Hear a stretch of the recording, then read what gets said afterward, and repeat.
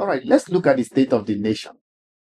From your perspective, generally, what's the assessment of the state of the nation currently? Well, fundamentally, Article 1 of our Constitution talk about protection of life and properties of Nigerians. The biggest challenge our nation is facing is insecurity. Virtually every day, you will hear negative news. I just saw yesterday a video of a deputy speaker of Kebbi State being stripped only with pan terribly. I've seen the videos that are nasty, as if we are a banana republic. Nigeria is a very strong nation. Our armies excel all over the world.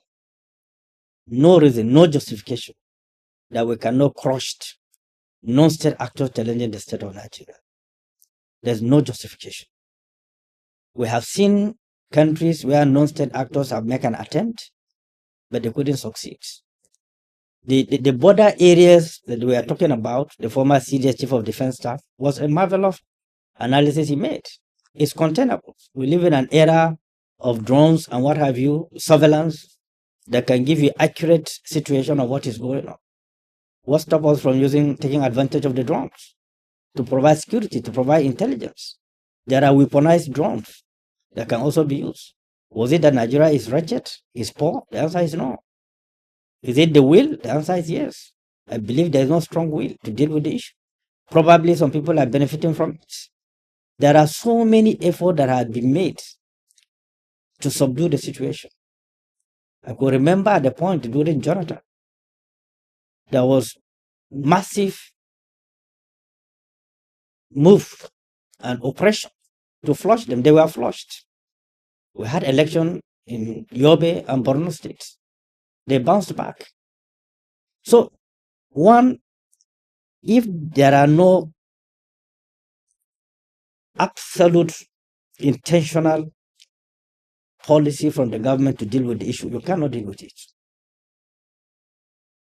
General Abacha said that any crisis in any nation that lasts more than 48 hours, there's a vested interest. I have seen war in Sierra Leone,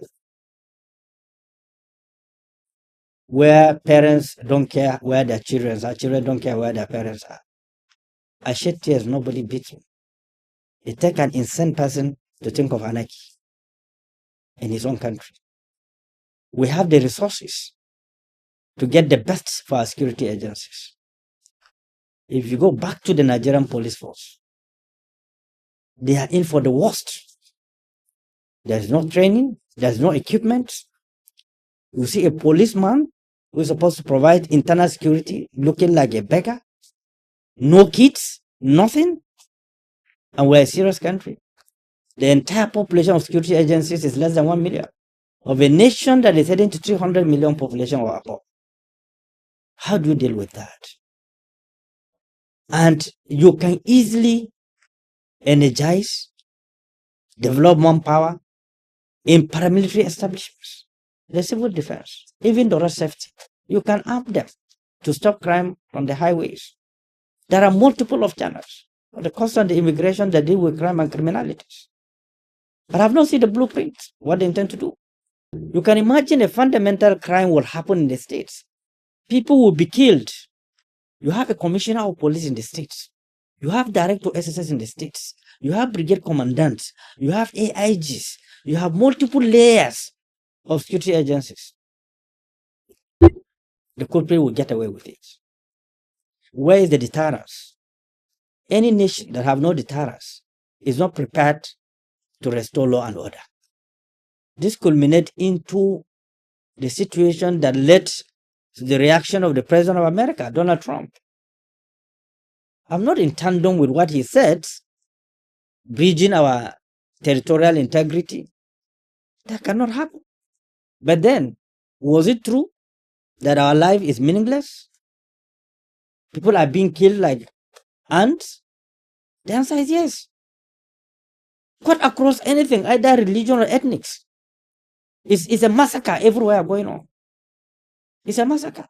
And if there's anything more than genocide, is what is happening. I saw a picture of a woman yesterday on a video in the hand of captives. Elderly woman being beaten. Do we need to be taught how to defend our country? Do we need foreign intervention to defend Nigeria? Nigeria have contributed immensely to the security of African countries. We have brave soldiers, brave security personnel, sound and intelligent. So the point is that Trump's statement had his own value, but at the same time, I disagree for him to say that he will breach our sovereignty. What he can do is to support Nigeria to have the necessary equipment, necessary information to deal with these elements, extreme elements that is killing the whole country. Look at what is going on in the southeast. Country that is people that are known with their enterprise, running businesses, making money, almost being ravaged with poverty and insecurity today. Look at the Northwest. So we are talking about homogeneity. Northwest are homogeneous people. Southeast are homogeneous people. Why are they killing themselves? What is the reason? How do you justify such kind of thing? And how could such thing happen and you allowed the people in charge of our lives and our property get away with it? And the president is the president and commander-in-chief. The ball stop at his own desk. So that is one. Number two, the judiciary is not helping matters at all. I also saw the former chief of the Staff, General Musa, saying that they will arrest criminals or kidnappers or murderers. They will take them to court, and court will release them. And they will go after the people who are arrested. The former chief of defense staff. So, such thing is happening, presented in our parliaments. So the judiciary contributed enormously to this lawlessness without taking tough position and ensure that criminals do not get away with it. Thirdly, the National Assembly must live to their own expectations and oversight responsibility. You cannot allow things to keep on happening when you have the power of deterrence as a National Assembly. So all the fronts are weak.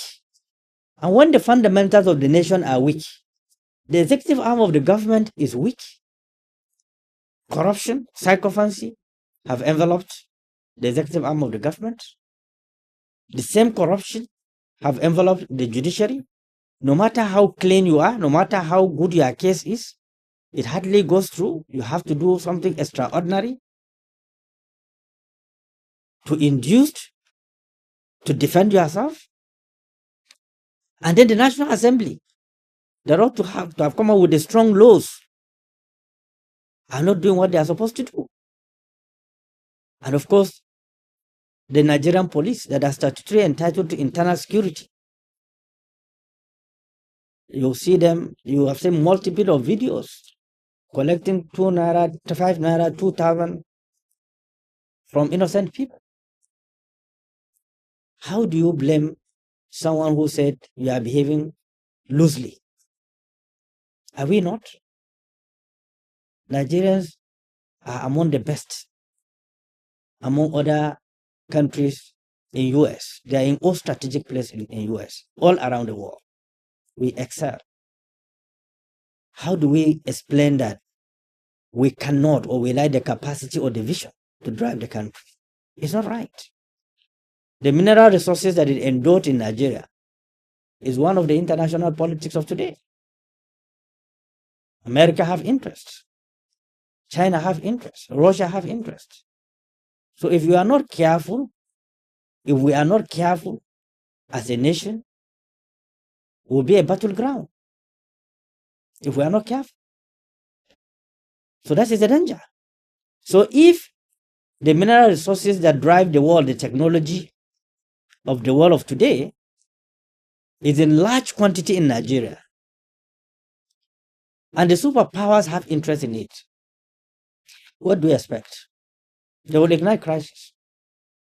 Something happening in Zafar. It's because of the gold and other mineral resources. I know before 1999 there was a security report on that. President Obasanjo was decisive in dealing with the rebellious people then. Look at what happened in Zakibia. Look at what happened in Odi. It's a result of impunity, and he acted as a president and commander-in-chief. And then the country was stabilized. Governors that I feel they are emperors, President Obasanjo dealt with them. The country became stable, respectful before the international community. What is happening today? Most of the governors, they don't stay in their own states. It is not just the president that is responsible to provide law and order.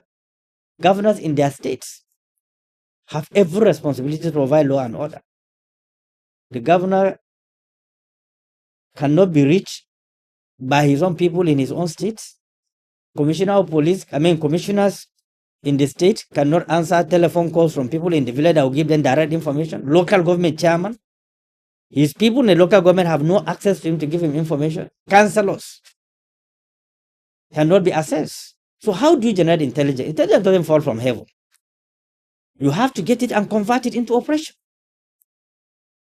So these are tragedies that we are going through that are man-made. We are not suffering from natural disasters. We are suffering from man-made problems that we ought to have dealt with long time ago. Was it because we don't have quality people? The answer is no. Look at the election that took place in Anambra State. Look at the video that is going viral. Somebody was distributing money, coke, and snack. People are queuing to collect just to go and cast vote. How do we expect to be respected as a nation? Election day, holiday was declared. Virtually everywhere, what is invoked today is a vote buying. Now, look at the voters' apathy, or people who develop nonchalant attitudes to go and exercise their franchise. You have over 120 million registered voters. In the last presidential election, we end up with 8-point-something million votes that produce the president. Those are similar figures that produce President Shehu. All the number of registered voters there. Today we have over 100 million registered voters. Now in every election, a number have 2.5 million registered voters. How many votes produce the governor? Check the statistics. And we think all is well, all is okay. And the ruling party, the ruling government, believe that all is normal. We are not worried. We are not scared. The diminishing return is extremely very bad.